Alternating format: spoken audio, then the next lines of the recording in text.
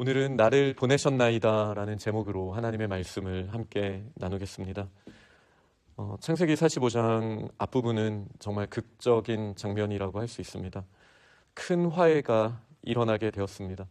물론 에서와 야곱도 이제 브니엘을 지나고 나서 화해를 했죠.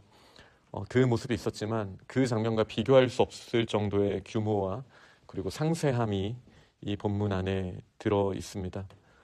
먼저는 유다의 그 희생적인 모습, 공동체를 위하여 희생하는 모습을 통해서 이 형제들이 하나님께서 다듬어 주시는 과정을 통해 완전히 바뀌었다라는 게 드러나게 되었습니다.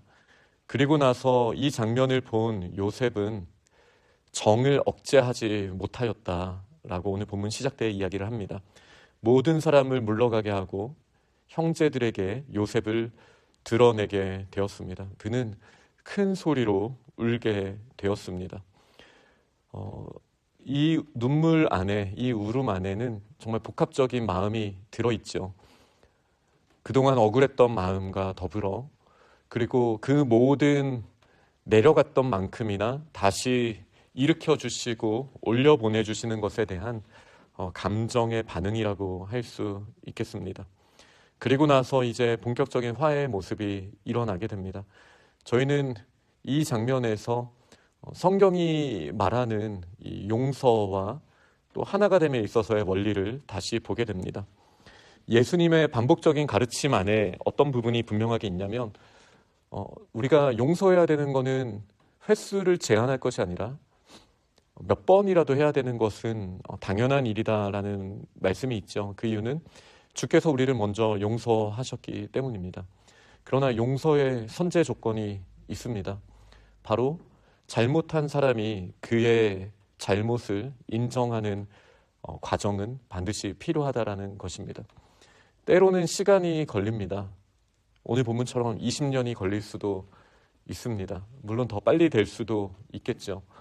그러나 예수님의 가르치심 안에는 분명히 그가 무엇을 잘못했는지를 깨닫게 하는 과정이 필요합니다. 그러니 잘못한 사람들에게 가서 그가 어떠한 반응도 하지 않는데 내가 너를 용서해 라는 말은 전혀 성경적이지 않습니다. 어떤 문제에 대해서 정죄하라는 말은 아닙니다. 그러나 어떤 일에 대해서 분명하게 이야기를 하고 그 일에 대해서 그 사람이 하나님의 은혜에 깨달을 수 있는 그 공간은 반드시 필요합니다. 우리가 자녀를 대할 때도 마찬가지고 우리의 일반적인 생활의 모습에서도 마찬가지입니다. 그러나 이 모습 가운데에는 정말 지혜가 필요합니다. 우리의 눈빛과 우리의 마음에서 나오는 것이 눈빛이죠. 우리의 마음이 정말 하나님 앞에 묶여있지 않다라면 우리가 전달하는 말은 그를 사랑하는 마음에 그가 다시 돌이키고 하나님 앞에 일어날 수 있도록 도와주는 권면의 말이 아니라 그를 정죄하는 말이 되기가 참 쉽기 때문입니다. 그 긴장감 안에서 예수님은 계속 그 산상수훈을 포함하여서 말씀을 해주신 거죠. 사실 바리새인은 잘못한 사람들에게 정죄하는 자리에 있는 사람이었습니다. 예수님이 가장 싫어하는 모습이었죠. 그렇다고 해서 잘못된 길로 가고 있는 사람들을 내버려 두는 것도 특히 자기 자신에게요. 그렇게 해서 관계가 그냥 끊어지기만 하는 것도 하나님이 결코 원하시는 모습은 아닐 것입니다. 그리고 잘못을 깨닫고 용서를 구하는 자에게는 70번씩 7번이라도 용서해야 되는 책임을 저희에게 주신 것입니다. 이것이 두 번째 요소입니다. 그러니 화해는 잘못한 것을 먼저 깨닫는 것이 시작이 되어야 하고 그 과정을 돕는 역할도 물론 필요하겠죠. 그러면서 그 잘못된 것을 시인하고 이제 손을 내미는 자에게 이제 함께 가자고, 괜찮다라고, 나도 그랬다라고 받아들일 수 있는 모습이 필요한데 오늘 본문이 정확하게 그 과정들을 드러내고 있지 않습니까? 유다와 형제들이 먼저 변화된 모습이 충분히 검증되고 드러날 때까지 요셉은 기다렸습니다. 그리고 그들이 분명하게 잘못됐다라는 것을 고백할 수 있는 상황이 되었을 때 이제 요셉은 그들을 안아주고 입맞춤하는 모습으로 오늘 본문이 이어집니다. 그러나 제가 말씀드린 두 가지보다 더 중요한 것이 있습니다. 바로 하나님의 역사하심을 신뢰하는 믿음입니다. 이것 없이는 그 어떤 것도 일어날 수 없습니다.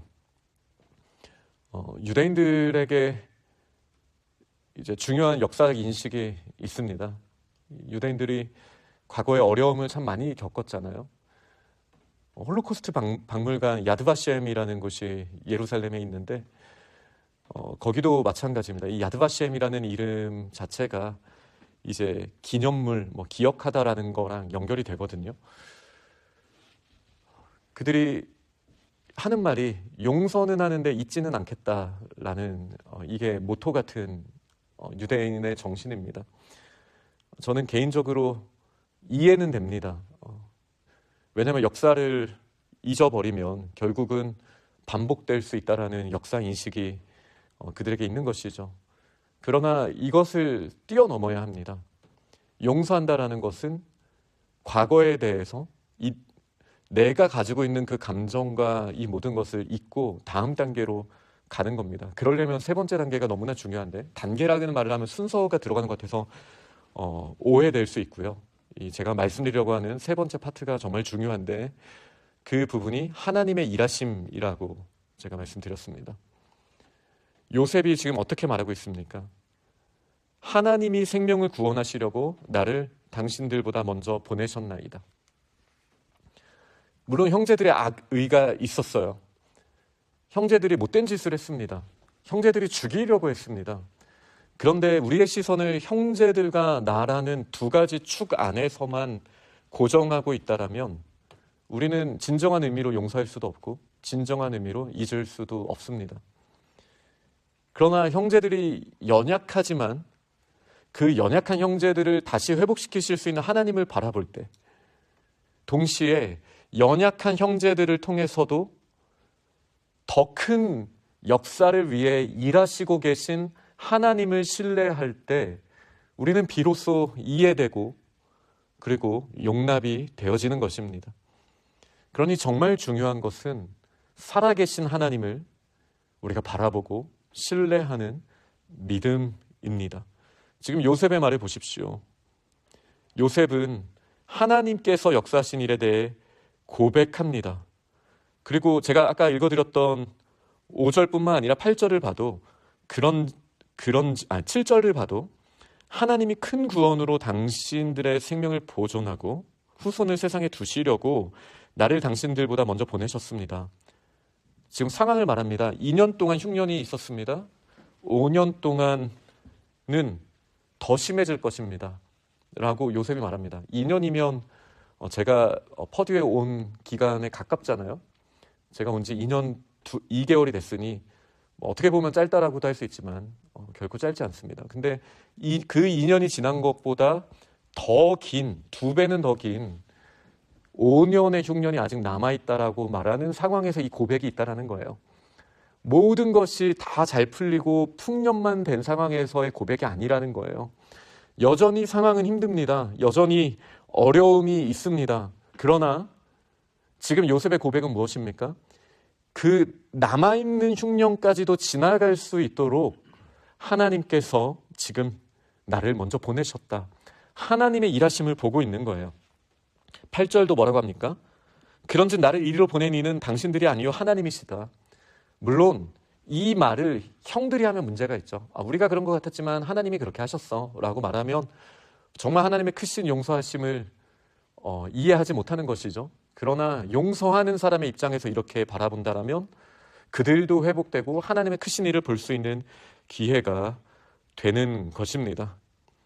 그래서 하나님의 역사하심, 하나님의 일하심을 바라본 이 요셉을 통해 엄청난 회복이 일어나게 된 것입니다.